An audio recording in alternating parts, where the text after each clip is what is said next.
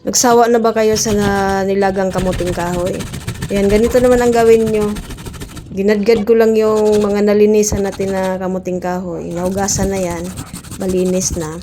Pagkatapos, pipigaan ko lang yung ating mga nagadgad na kamuting kahoy para maalis yung excess na katas niya. Yan, tatanggalin natin yan para magiging tuyo. Ang ginagawa nito sa amin talaga, dinadaganan siya, hinahayaan lang, hindi minamano-mano pagpiga. Kaya lang, mamadali tayo, mano-manong piga lang ang gagawin natin.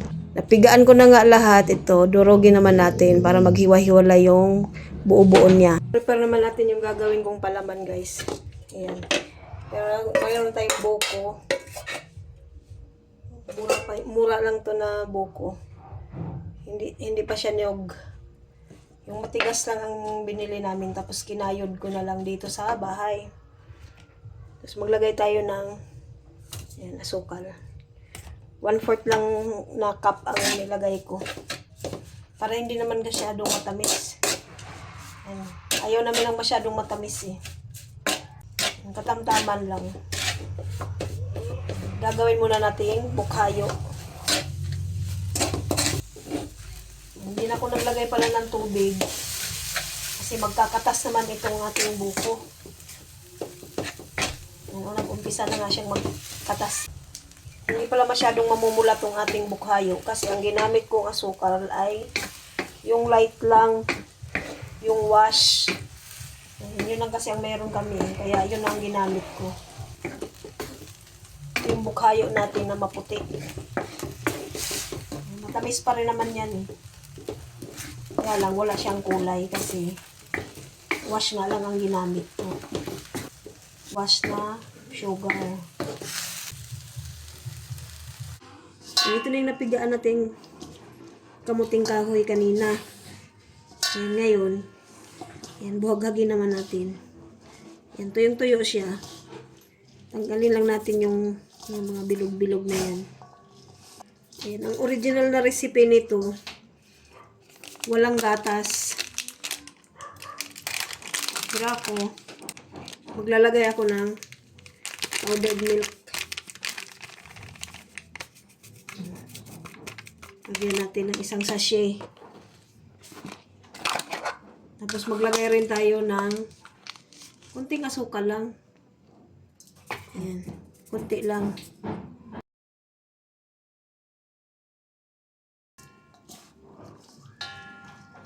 Yung pag gusto nyong matamis, yan, adjust nyo lang, dagdagan nyo na lang. Ito, kami lang kasi ang kukonsumo nito eh. Kami lang ang kakain. Ayaw nila ng masyadong matamis. Kaya kunti lang ilalagay nating asukal.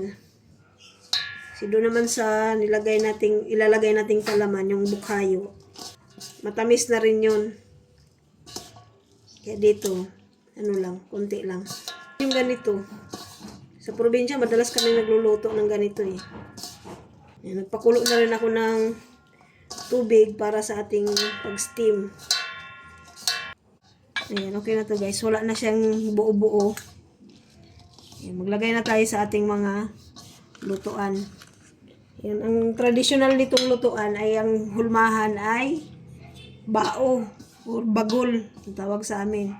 Eh dito wala akong ganon. Ito na lang ang gagamitin ko. Yan, hulmahan ko ng gelatin. Pinahiran ko lang ng butter para mabilis matanggal. Dito na tayo maglagay. Yan, hindi natin isisiksik to. Ganun lang natin. Tapos, yan, kinamay-kamay ko na. Ilagay na natin yung ating, ayan, bukhayo. Bukhayong maputla. Ayan, okay na yan. Goods na yan. Kinamay-kamay ko lang. Okay na yan. Nalilinis naman ang kamay ko. Tapos patungan natin. Buhaghag lang natin yan. Hindi natin pwedeng siksik. Balance lang natin yung ano. Huwag niyong isiksik ha. Kumukulo na yung ating tubig sa steamer. Salang na natin dito. Sana magkasya. May mga design kasi. Yung star ay nasa gitna. Hindi ka kakasya.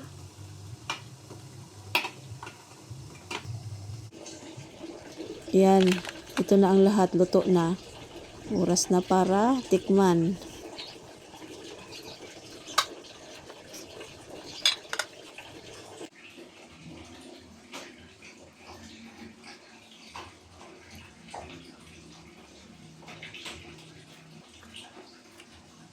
Sarap. Sarap at pare sa